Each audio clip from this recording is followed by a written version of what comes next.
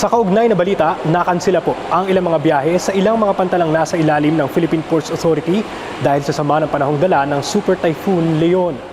Yan ay sa kasagsagan ng pagpunta ng mga pasahero sa mga pantalan nitong undas. Ayon sa PPA nitong Miyerkules, October 30, nakansela mga biyahe sa Masbate, Bicol, Mindoro at Western Leyte, Biliran. Naging panandalian lang naman umano ang pagkansela sa mga biyaheng ito dahil nang bahagyang gumanda ang panahon ay pinayagan na rin ng Philippine Coast Guard na maglayag ang mga sasakyang pandagat.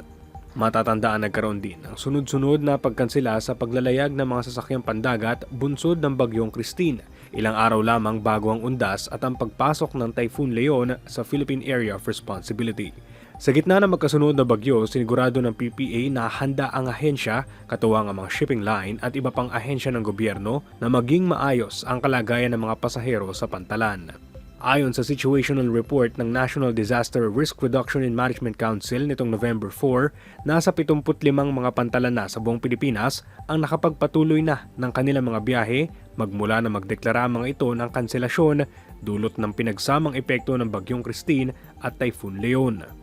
Paliwanag naman ni PPA spokesperson Eunice Monte, bagaman nagkaroon ng pagkasira sa ilang mga pantalan dahil sa nagdaang bagyong Christine, hindi naman ito naapektuhan ang pagbiyahe ng mga pasahero nitong undas. Sa ating mga pantalan, meron po tayong ilang mga damages. For example, sa Batangas, meron po tayong 2 barko na sumadsad dyan. Meron din po tayong ilang mga cracks sa ilang mga pantalan natin. Pero lahat po ito, minor damages lang at wala po tayong naitalang major damages.